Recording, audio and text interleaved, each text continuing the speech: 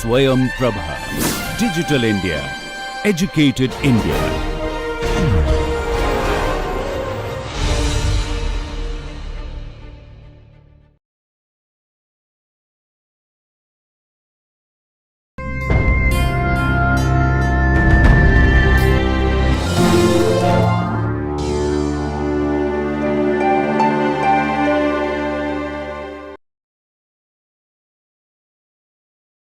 So we begin today. In the previous session, if you remember, we had taken a look at what? Rushdie's introduction to his anthology. Yeah, and we also saw in certain ways this anthology, particularly the way in which he had placed that introduction, the way in which he had titled his anthology Indian Literature in English, Best of Indian Literature in English. It also illustrated that in certain ways he was constructing a sense of history. He was also trying to make a canon, because anthologies are also a particular kinds of literary histories. It's not as if anthology is entirely separate from a sense of historicizing. Anthologies also contribute to that in certain ways. So we looked at the ways in which Rushdie was positioning Indian writing in English, and the way in which he was focusing mostly on fiction, and how he was drawing a dichotomy between Indian writers working in English and the writers writing in vernacular languages in producing Bhasha literatures. Yeah, he also drew our attention to a number of related issues about translation, about the original and the translation being not so good as the original one, and about, more importantly, this idea of one catering to, say, a parochial form of writing and the other to a more cosmopolitan kind of writing. Yeah. So all of those issues were discussed, and we would also very interestingly see that Mehrotra's introduction to his history of this is a proper literary history, yeah, which focuses on particular writers and particular periods in a very systematic way. He also gives a chronological account of Indian writing in English, and we would see that, not very surprisingly, that he also talks about a number of these issues. So what exactly is the difference? How do we draw a distinction between the way in which this anthology talks about Indian writing in English and the way in which the literary history begins to position Indian writing in English?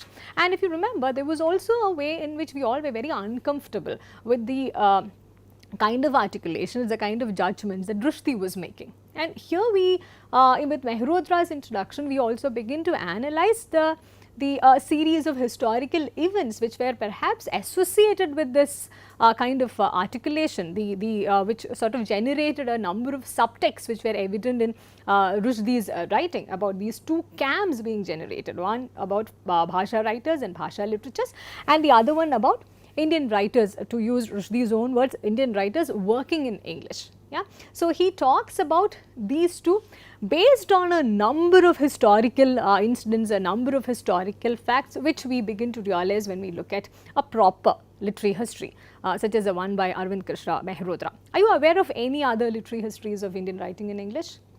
Yeah. It said that there are two canonical works which existed even before Mehrotra's work came out. Heard of Srinivasa Iyengar? Yeah, he is considered as the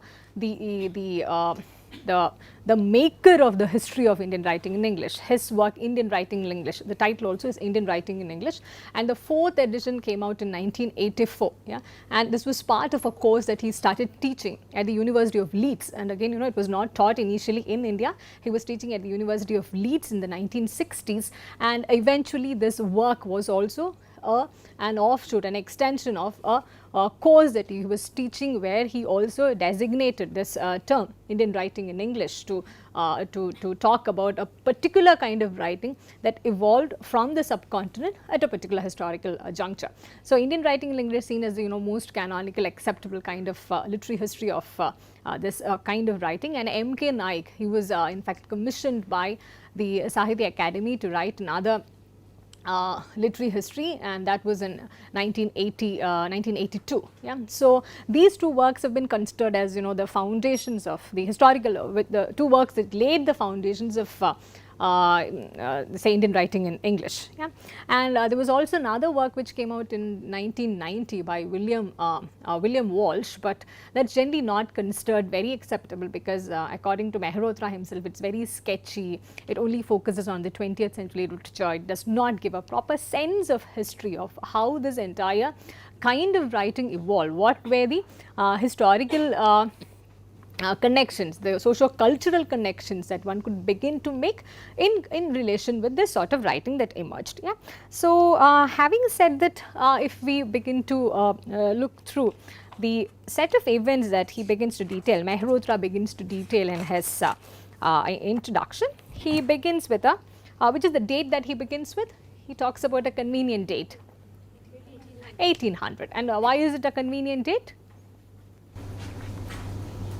The British was at the peak of its powers. Yes, yes. And he also talks about the consolidation of British domination. Yeah? And in a way, in the first few paragraphs, if we try to segregate his introduction into different segments, the first few paragraphs, they talk about the colonial encounter, how the colonial history in India, particularly the British domination, was instrumental in giving rise to this kind of writing. He does not directly begin to talk about this kind of writing that he proposes to historicize Indian literature in English. Instead, he begins with certain a sense of political history, the kind of changes that came about in governance, in the socio-cultural paradigms, how different forms of literary and non-literary writings also could be seen as interventions in this process, so on and so forth. And he also talks particularly about a moment when English begins to be introduced as a language, yeah, not just officially, but also English gets woven into the cultural and the political fabric of the nation, which was being colonized by the British. And in this process, he briefly talks about one particular work. He says, published in 1794, yeah, the travels of Dean Muhammad, yeah, and that's also seen as one of the earliest narratives published in English, and there's a brief history about which he gives as well. So we'll not go into the details of this, and he talks about the various stages of the political and social domination of English language. He talks about a number of pioneers in different fields. He talks about how different kinds of say comparative philology, lexicography, translation, there is a way in which different kinds of grammatical texts, dictionaries, all of that begin to emerge. How there is also a dialogue, an ongoing dialogue between English language and Indian languages. Yeah? He talks about how the colonizers learn the colonized colonizers learn the language of the colony, and the colonizers themselves, they also learn the other language. There is a way in which Indians begin to learn English, and the British begin to learn a number of Indian languages purely for the sake of politics and also for governance. And he also talks about a set of people whom we now label as Orientalists. Yeah, and about Sir William Jones, and some kind of that sense of that history also we get about how Indian languages also gained a lot in this process, in this colonial encounter. Here, in fact, if you compare this rhetoric, this presentation with that of the presentation by Rushdie, it's a very non-judgmental way in which he presenting this colonial encounter. It's not about who gained more and who was more privileged. Of course, there is a certain privilege associated with the colonizing country, but other than that, he is trying to talk about this in as far as possible in a very neutral tone, yeah, without judging one or privileging one over the other. And he in the similar ways, in the first part itself, in the first segment of his discussion, he also begins to talk about Henry de Rosio, certain events such as the founding of Hindu College in 1817. And here he also talks about the 25 years before the founding of Hindu College and the 20 years after that, how that maybe roughly about 45 to 50 years were very important in setting a certain kind of a stage for this sort of literature to emerge. Yeah? And also, if you look at the series of events that he is presenting, whether it's political, social, cultural, all related to the very directly related to the colonial governance, we begin to see that all of those events also had a very significant bearing in the way literatures began to be produced in English at multiple points of time. Yeah, for the same reason, even when you begin talking about the actual texts which were produced, the novels which were produced, time and again you will either find references within the text, or you will see that you will need the framework of the colonial framework to be able to access these works. Yeah. So, which is why it makes perfect sense to talk about Indian writing in English as a post-colonial writing, yeah, and particularly from the moment Rushdie happens, it is a very typical kind of post-colonial writing which is being generated. And coming back to Mehrotra's introduction, there are certain sort of signposting that he does with Ram Mohan Roy, yeah. Then Macaulay's Minutes, 1835, yeah, and he talks about how from 1820s onwards, even before Macaulay's Minutes begin to officiate and legitimize this process of introducing English language to Indians, he talks about how Indians had begun to master English language in various ways, yeah. And there are also these names that he mentions, Lal Bahari Day and Krishna Mohan Banerjee, and particular periods between 1872 and 1876, then about one work, The Persecuted, which was published in 1831, and he also talks about a range of things all of these pioneers writing in English are engaging with. It's about different kinds of social realities, maybe they are also responding to particular political moments which are happening, yeah. So, he is not giving one particular sudden abrupt starting point for Indian literature in English. On the other hand, he is actually setting a stage for a certain kind of writing to emerge, yeah. And 1835, yeah, what's it, other than Macaulay's Minutes, what else happens in 1835? He talks about the publication of one particular work by Kailash Chandra Dutt. Which is this work?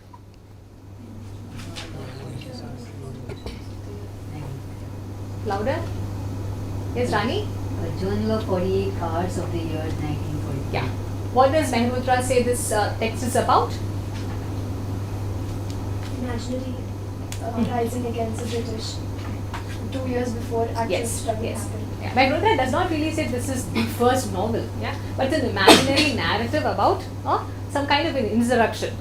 And this incidentally, look at the year also, 1945, he also talks about, it's almost close, it's so close that, it's the coincidence is very surprising, it's quite close to 1947. And he also talks about the elements of insurrection, the elements of subversion, which are beginning to be seen over there. Here, though Mehrotra does not really say that, he is actually drawing our attention to two elements over here. One, the Indians are being introduced to English language, and on the other hand, the Indians who are well versed in the language and who are beginning to creatively express in this language, they are using this as a tool of subversion. Yeah, it's not as if they are being Macaulay's, and also it happens in the same year, 1835, when Macaulay wanted to do perhaps just the opposite, but instead of that, there is a very native kind of expression, a native kind of politics, a native kind of subversive writing which is beginning to emerge, regardless of the language in which it is being expressed. And a number of works in fact also talk about this work by Kailash Chandra Dutt as one of the earliest prototypes of the novel in English. And he also talks about the simultaneous kind of transformation that happens in a number of Indian languages, yeah. And he also talks about with the introduction of English, how the Indian languages begin to understand the potential of prose writing, how to use the prose writing in various forms. And maybe for the same reason, in the 1840s, we find a number of journalistic experiments in Marathi, Telugu, Bengali and Urdu. Yeah? And around this same time, this massive phenomenon now known as the Bengal Renaissance also happens. Yeah? There are a lot of contestations about Bengal Renaissance was actually a national renaissance or not, yeah, whether this needs more privileged discussion than the kinds of renaissances which were happening in different parts of the country. Regardless of that, we begin to see that Bengal Renaissance played a very definite role in the shaping of this new kind of literature which was yet to emerge. Yeah? And There are particularly two names that Mehrotra talks about, Michael Madhusudan Dutt and Rangalal Banerjee, and he talks about how they could also be seen as the products of Bengal Renaissance, could also be seen as products of intellectual and cultural awakening in the nation. And again, you know, a little later we will also soon begin to see how this ties up with the nationalist awakening also, yeah, how this also becomes one of the forums through which nationalist articulations are also being projected. And there are also though English becomes gets introduced in 1835, there is a way in which, you know, Indians begin to participate in this process of learning the language rather officially, and also they are also being made to build a new nation in the in the way in which the colonizer imagined. All of this is happening, and at the same time, rather than beginning to produce literatures in English, all of a sudden there is a very different kind of awakening which happens in the scene of novels getting published in the vernacular. And this happens, as Mehrotra puts it, between 1866 and 1889. And this period, in fact, is also seen as also seen as a period which witnessed the awakening of vernacular literature in multiple ways, because just like Bengal Renaissance, there is a kind of renaissance which happens in different languages. Though, you know, states were not really formed, it's easier to because of that it's easier to talk about different languages. Yeah,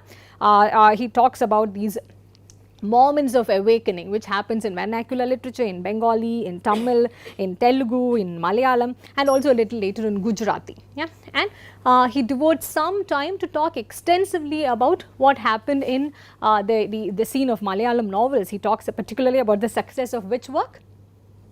Indulekha, which was published in 1889. Yeah, and here, you know, again see this connection. 1835 is the time when Macaulay's Minutes is being introduced. There is also a way in which a certain class of Indians also have access to official English education. Yeah, so if you calculate this on the basis of the time elapsed between, say, 1835 and the late 1880s, yeah, it's also evident that a particular social class was also getting trained in English language, just like, you know, they were getting well versed in their own languages. Yeah, as many other critics and historians would time and again point out, the ones who were writing in English and the ones who were writing in the vernacular tongue, both of them were equally well versed in English language. Yeah, it's a matter of choice that they begin to exercise. Yeah, and it's also evident by the fact that the author of Indulekha, Chandu Menon, yeah, in 1889,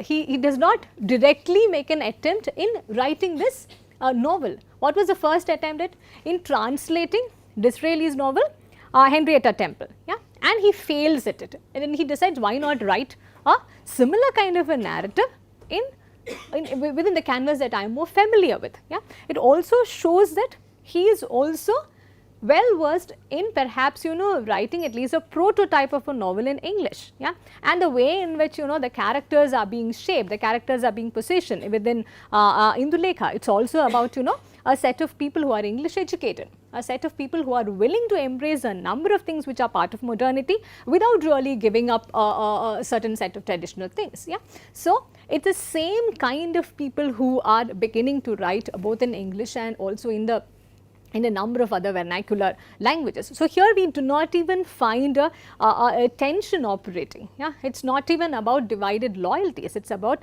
certain kinds of choices they begin to exercise for various reasons that Mehrotra will soon be talking about. Yeah, and even if we talk about the vernacular novel, particularly again we are talking again about Indulekha because Mehrotra discusses extensively about it. He talks about how Indulekha, in spite of being a regional novel, it's also credited as the first novel in Malayalam. Yeah, in spite of being a regional novel, it arises out of he says, a colonial situation. Yeah, so it's not entirely about language, but also about the kind of politics which is operating as a subtext. Yeah, helping the production of certain kind of text, certain kinds of text or the other. Yeah, and it also talks about how at this point of time, yeah, by the end of the 19th century, the Indian reader was also ready to accept a new kind of writing, was also ready to accept a kind of writing which was about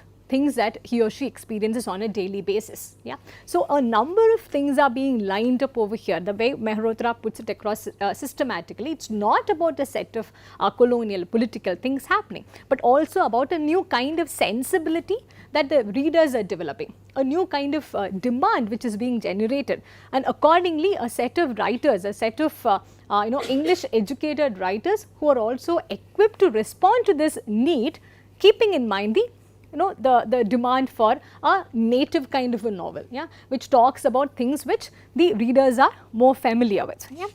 And in the third part of Mehrotra's introduction, he talks about the exposure to English, the exposure that the educated Indians were getting to this English language, and the exposure to English language also led them to experiment in new kinds of genres, new kinds of writing, such as they are being introduced to realist novel, to blank verse, yeah, to the sonnet form, yeah, because these are all very Western genres. And also keep in mind this fact that if you remember the history of novel that you did in the previous semester, yeah, it is also about how novel was a young genre related to the making of the nation, related to the emergence of the nation even in the Western scenario.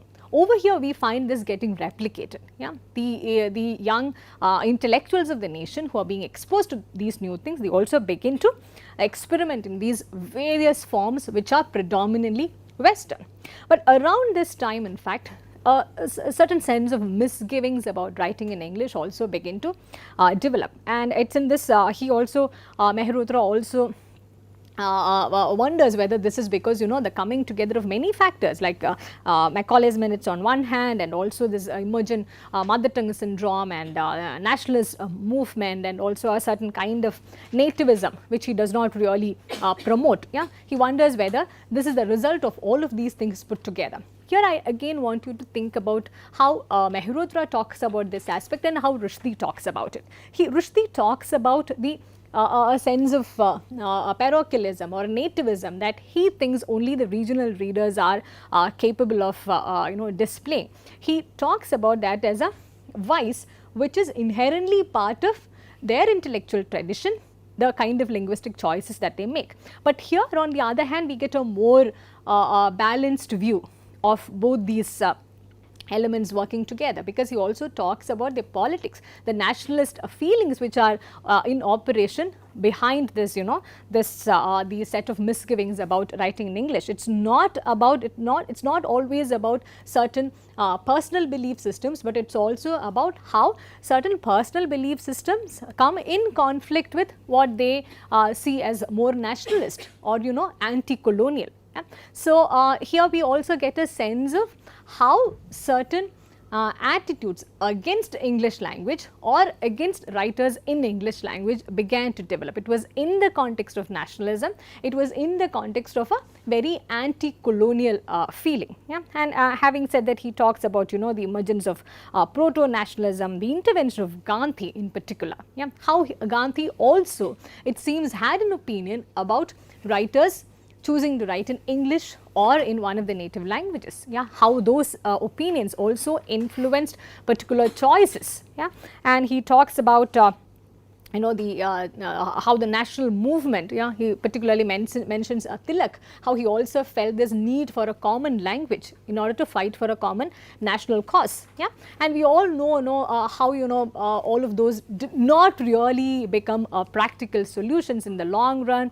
How English eventually became almost a national language, though it is not really still not a common language for the rural and the urban India, connecting all of them together. There are a lot of contestations and debates that one could have about it, but it's equally significant to know that the same status was not achieved by any vernacular language either. So, it's a very complicated, complex political situation over here. It's not as simple as say Rushdie would make it out to be in his introduction. It's not as simple as in the sense, it's not as if all the vernacular languages, they all can sit together comfortably without any conflict with each other. Mehrotra gives us a detail about the anti-Hindi agitations, the need for the language bill, how a an intervention, a constitutional intervention was also needed to resolve this equation. It was not just about certain feelings that people had. It was not just about certain personal choices. It was about, you know, a number of things which were at play. Yeah.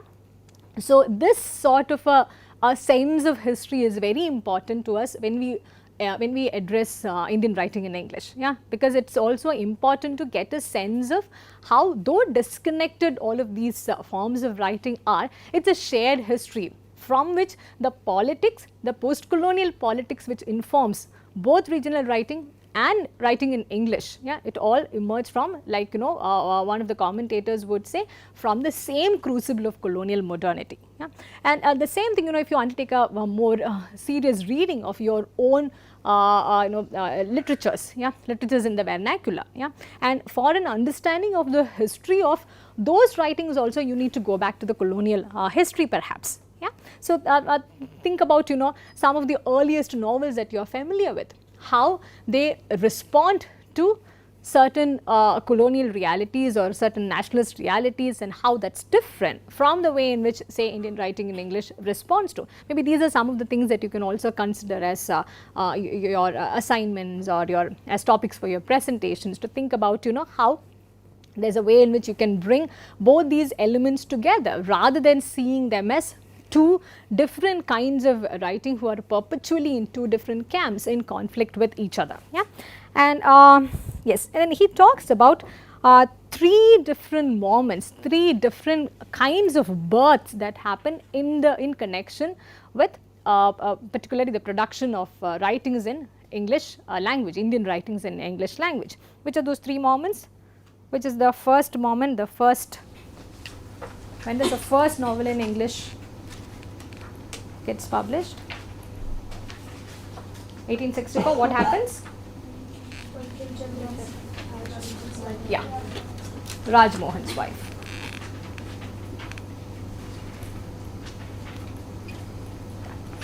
There is very little debate about whether this is the first novel or not. There seems to be fairly, you know, a wide consensus about accepting Raj Mohan's wife as the first English novel. But what happens with the author after that, that's more interesting in terms of, you know, especially analyzing this language debate. Yeah, he does not write anymore in English. Yeah, because he gives up writing in English, not because the novel didn't fare well, because he thought it was against his personal convictions, against his personal political convictions. Yeah, he also, it seems, you know, encourages other writers such as Ramesh Chandra Dutt to not to write in Bengali, telling him that in the long run none of this will survive. The writings in English will not survive. It's only the writings in Bengali will survive, because that is more closely tied with the nation, with the idea of the native. Yeah, and which is the second moment that he identifies? Yeah. It's in the 1920s and 1930s. Again, there is very, very little debate about this moment as well. 1930s is seen as the starting point of Indian English fiction, because if you can at some level dismiss works like Raj Mohan's wife as proto novels, novels in proper, they began to emerge in the 1930s. It's also, if you look at this period in terms of the larger scheme of periodization in English literature, where does it fall? 1920s and 1930s? Which is the literary period? Modernism. Yeah, and most of these writers, the well-known canonical writers of Indian writing in English, were writing in the 1920s and 1930s. They were also apparently in close touch with the leading modernist figures in Britain. Yeah, so they adopt all kinds of Western standards, but it's not as if they begin to write modernist novels, because we are still beginning. 1930s is still the starting point for us. Whatever happened in Britain in 18th century happens in India in the early 20th century. Yeah, so it's not really as if thematically they begin to write modernist fiction, but they write nationalist fiction. And nationalism at that moment, it had all narrowed down to a single man. Who was that?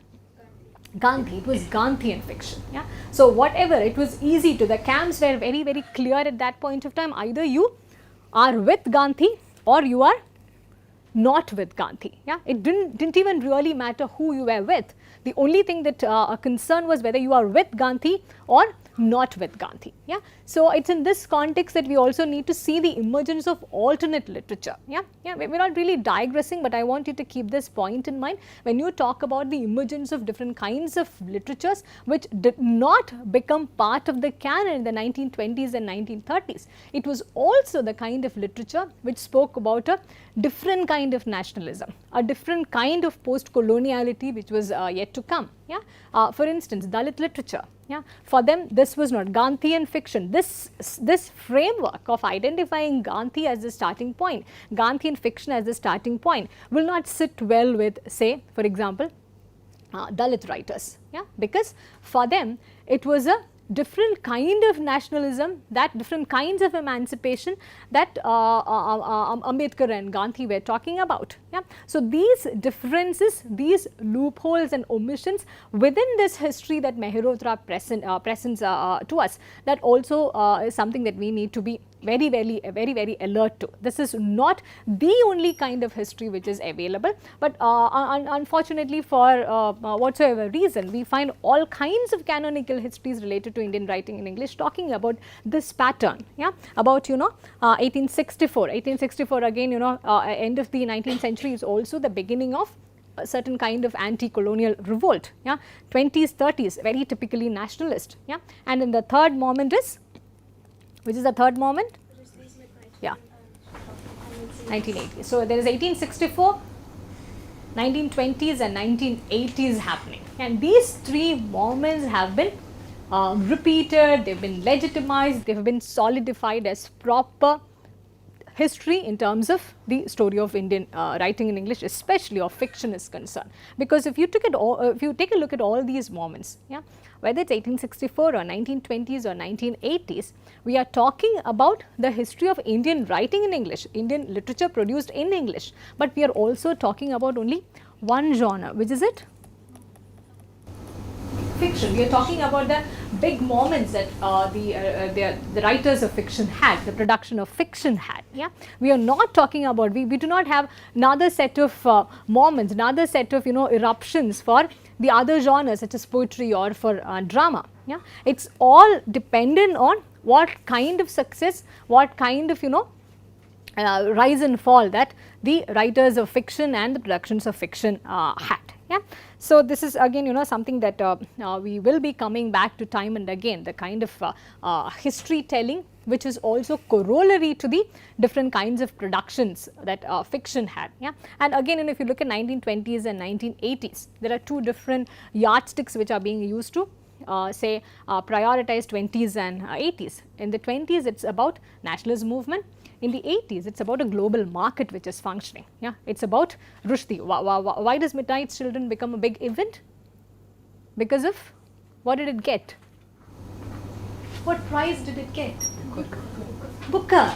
Yes, because of the event of the Booker. Yeah, and also in coming back, there was a preface that Mehrotra gives, editor's preface, just before the introduction. I think you have the last para of it in the first page. He talks about this work, an enterprise such as this, which tries to cover all the important literary ground from Ram Mohan Roy to Arundhati Roy. Yeah.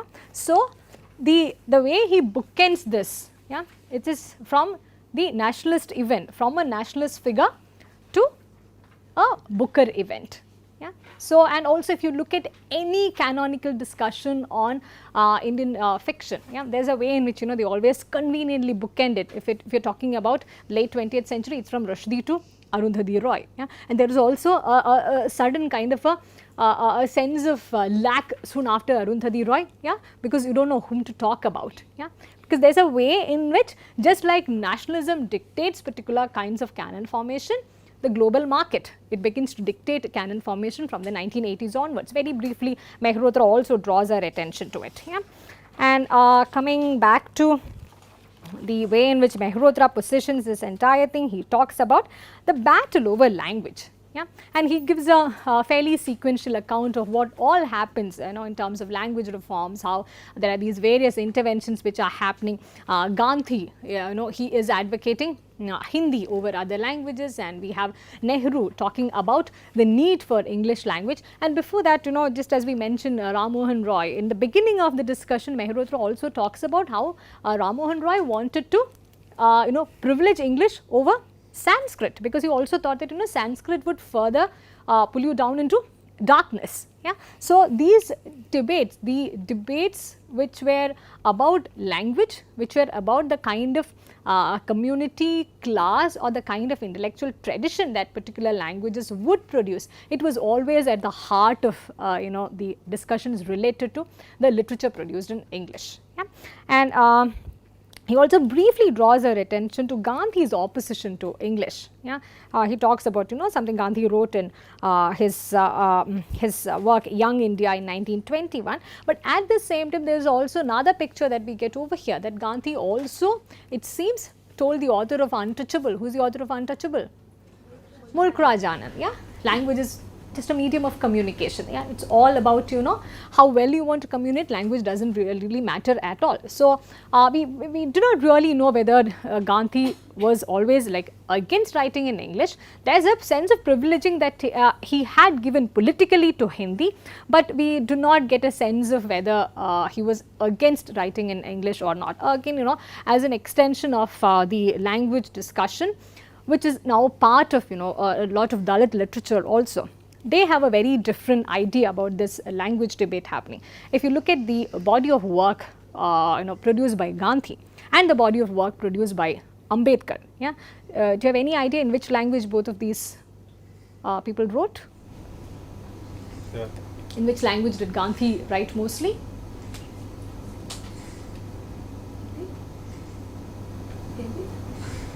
Hindi or? Gujarati. Yeah, and most of his works were translated, yeah, for that to become available to a wider public. In which language did Ambedkar write mostly? English. He wrote mostly in English. But think about the accessibility and availability of the works. Yeah. Gandhi's work is part of a wider corpus. It's part of a wider narrative. Though it had to be translated and made available into different languages. Yeah, but Ambedkar's even at a later stage of independence, yeah, even until the last 2 decades, if you take into account, it was a very late kind of an effort to bring Ambedkar's works into more visibility with the advent of more interventions from Dalit writers, Dalit intellectuals, so on and so forth. So at some level, it is not even about the accessibility of a particular language, it is also about the politics which is associated with the language and the articulations which are being made in that language. Yeah. So the language question, in fact the way Mehrotra puts it, it's a very neat account of the language debate that we get. Yeah. And he talks about how there is this language bill which is in place, which talks about for the first 15 years we can continue to use English as well. Yeah. And then after that we know now it's not as if English has entirely gone away. In multiple ways English has come here to stay. It is more or less like an official language too. Now in fact if you take the case of whatever has been happening in the last couple of years, there is a way in which the government is trying to introduce Hindi alongside English in terms of the forms, government forms, in such platforms and so on and so forth. So it's not as neat as if Mehrotra is presenting it to be. Yeah. So to get a sense of that complicated problematic history, maybe you need to access it from other alternate spaces such as Dalit writing. Yeah. So coming back to this, he again talks about how the language question is he uses a very interesting expression. Mehrotra says it's the Siachen of Indian literature. Yeah, that it has not yet been resolved entirely. Yeah. It comes back to haunt us in multiple ways. It's part of a lot of debates. It's part of if you read the surveys of all of these the literary festivals which have been happening, in some way or the other, the language question comes back to be at the forefront of the debate. Yeah. And moving on, He in the fourth section he talks about the animosity towards Indian literature in English. Yeah, he also talks about how in that sense English is also associated with certain elite privileges. Yeah. Again about this aspect also the Dalit writers have a very different take, because for them Macaulay is not a villain. The way in which nationalist conventional history has been presenting Macaulay, it's the position of a villain that he has been accorded to, yeah, because he spoke about generating a set of Indians who are more or less like clones of the British, yeah, clones of the colonial thinking. Yeah. But on the contrary, there are a lot of Dalit writers, a lot of Dalit intellectuals who consider Macaulay as the savior. Yeah. Because if Macaulay had not brought in this alternative language of English, yeah, what would have been the what's the alternative that we have? Is it Sanskrit? Yeah, then it's always already the language of gods and thereby accessible to only a certain class, a certain community, certain sets of people. So, in certain ways, you know, the language debate that we talk about as part of the history of Indian writing in English, the history of nationalism movement, it's again, you know, it's narrated in a very lopsided way. Yeah. So, again, you know, I encourage you to include these things when you think about your projects, your assignments and your presentations, yeah, to get a holistic view of and also a more inclusive view of these debates and how it operates at multiple levels. Yeah.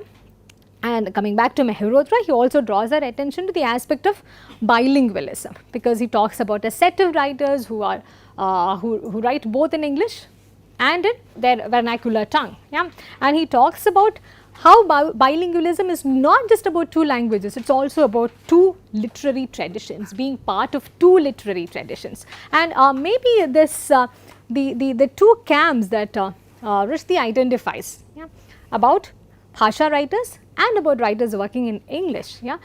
Maybe the difference is also there is a need for two camps, not just because it is two different languages or one language and many other languages, it is also because it is two intellectual traditions, because after a while the shared origin is not invoked much. Yeah.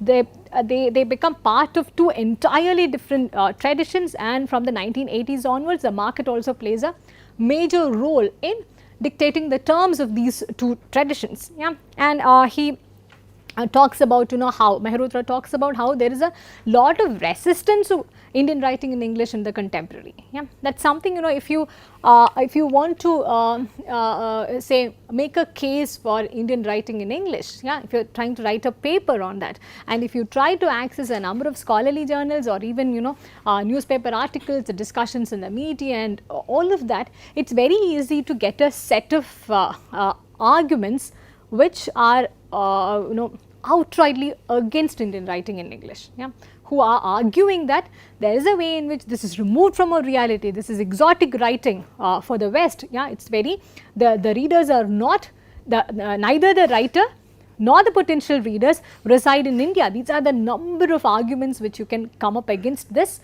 kind of writing which has been emerging. Yeah. So, maybe one of the challenges of this course, as in when you are going through different material, as in when you are going through the text, the novels, is also to, you know, push past these cliched kind of understanding in terms of language debate, in terms of, you know, the elite English versus the traditional parochial bhasha. So, maybe one of our challenges is also to push past beyond this and see what are the various ways, what are the new possibilities of engaging with this form of writing as a post-colonial form of writing. Yeah. Talking about the popularity that Indian English writing enjoys in the contemporary, he quotes a number of others, Mehrotra, and he also attributes this to the post-colonial times, yeah, to this and also post-colonial times along with the intensified conditions of globalization. Yeah, that's what it's these twin forces which are responsible for ensuring the success, fame, popularity and the ongoingness of Indian writing in English. Yeah, and then he talks about, you know, also the role played by the marketplace, publicity, the West-centric readers, yeah, so on and so forth. So, to sum up, Mehrotra says this is also about when you try to trace the history of Indian literature in English, it's a scattered history. Yeah, it's a very discontinuous history, because if you try to survey the way in which the trajectory that Mehrotra takes, when he begins, it's a very neat beginning. There's 1800, yeah, and there are particular moments that he situates. But once he locates these three moments of birth, 1864, 1920s and 1980s, yeah, then the neatness is all disrupted. Yeah? It's a very discontinuous history from that moment when actually Indian writing in English begins to emerge. Yeah? So, Mehrotra is very right when he sums up with these notions that it's a scattered history, it's discontinuous, and most importantly, it's transnational.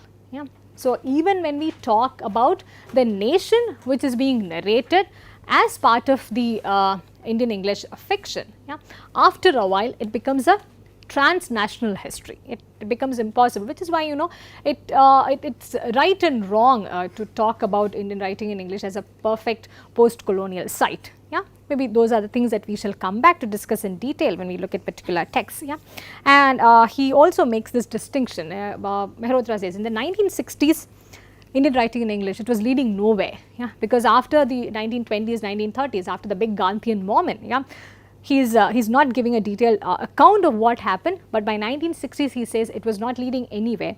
But then by 1990s, after the big moment of Rushdie, yeah, dictated by the market forces, dictated by the post-colonial framework and all of that put together, in the 1990s, they are also writing for export. Yeah, which is again, it is just seen as a good thing and also as a bad thing. Yeah, good thing in the sense we are there in the literary map, we are there in the post-colonial global map. Yeah, the writers are again, forces, names to reckon with. Yeah, but again the flip side is also that, is this at the cost of the many other post-colonialities that the regional writers are also writing, are capable of producing, and is it at the cost of the visibility that they also could have perhaps received. So, this is the outline that Mehrotra gives. Yeah, again, there are ways in which some of the chapters of this his own collection has they've departed in significant ways from some of the things that he talks about. They have come back to reiterate some of the things. Yeah, so we shall not be focusing entirely on Mehrotra. What we plan to do is throughout this course, we will be talking about these particular moments in the history of Indian English fiction. And we will also be talking about certain seminal texts which correspond to that moment. Yeah? And time and again we will also visit these introductions, these introductory statements that we made as part of literary histories, anthologies, etc. Yeah. For the next session I want you to read, yeah, because before we begin with a novel proper, because before we begin analyzing novels, I want you to be thorough with the sense of history which has been laid out, yeah, the stage setting which has been done for these set of writings, yeah, because we will not be coming back to look at history once we begin talking about novels. Yeah. So, maybe for 2 more sessions we will focus on what the others have spoken about the literary history. Can you read the material that have begun right after this? I think it's titled Beginnings. It's from Srinivasa Iyengar. Okay, the Beginnings, Ram Mohan Roy, and leave the article right after this because we'll discuss that later. Beginnings of Indian novel, Meenakshi Mukherjee. If somebody wants to talk about Mukherjee's article in relation with any one of the novels, please let me know. You can take it up for your presentation, otherwise we can discuss it in class. Then for the next session I want you to take a look at Making English in India.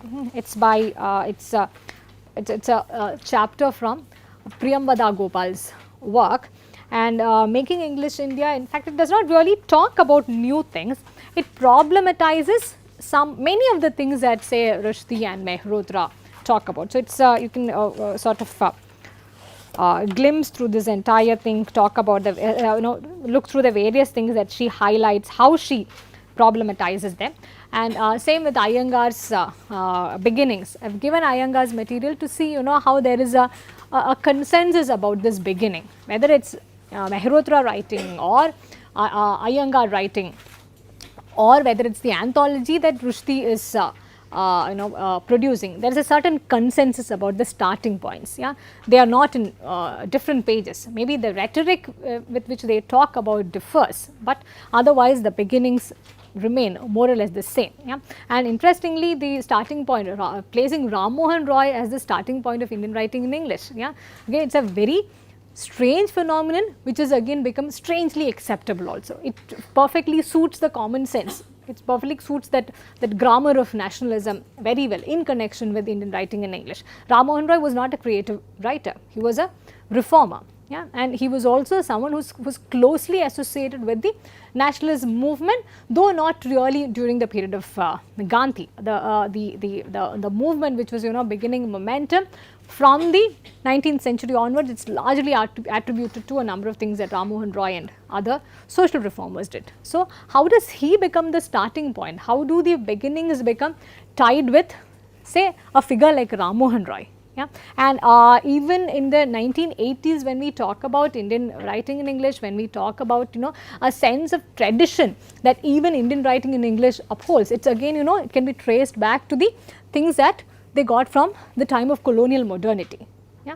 And in order to see how this is a very this is not the only kind of narrative which is available, again we have to access it from, say, certain other points, from feminist writing or from Dalit writing, to see how there are certain flaws which are also inherent in these starting points. Yeah.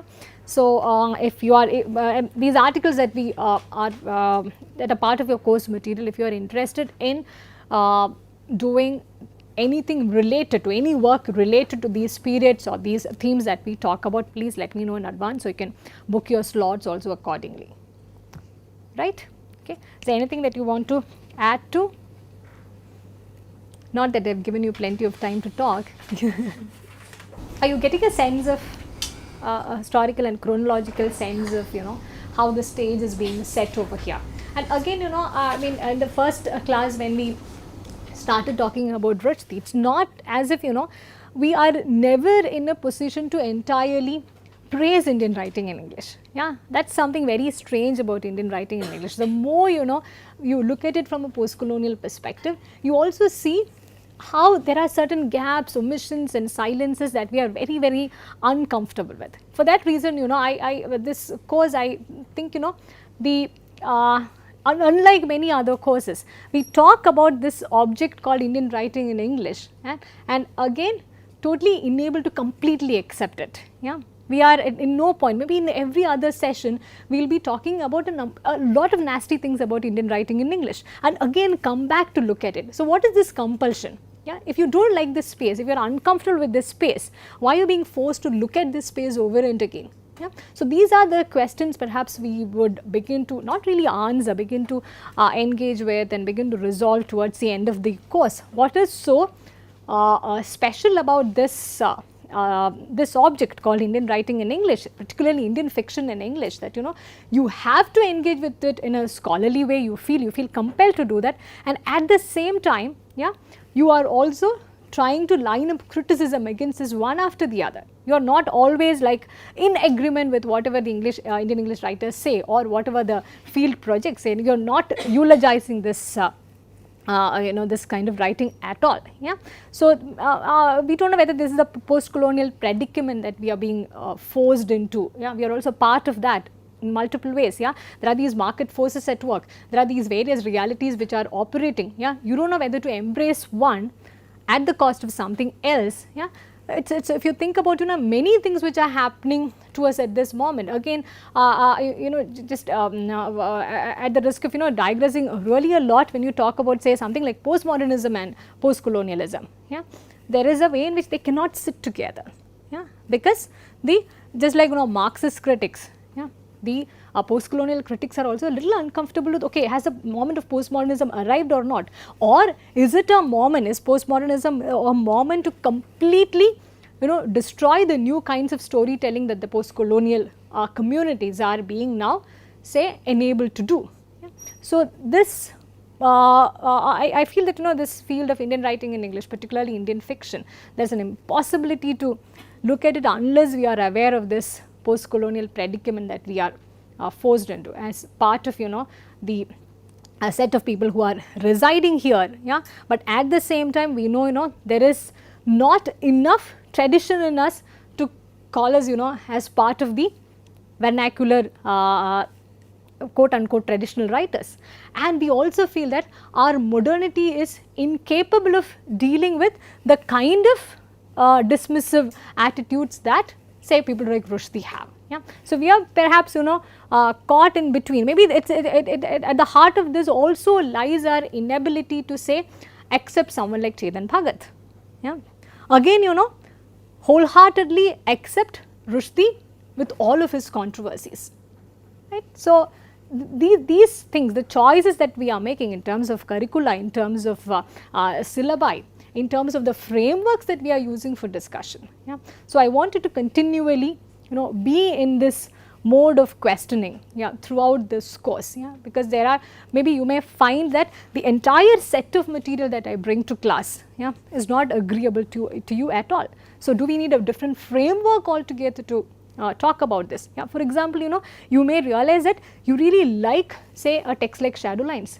You are really fond of how Rushdie writes, but at the same time it does not really comfortably sit with some of the things that you believe in, some of the things that you have already assumed about the post-colonial nation. Yeah.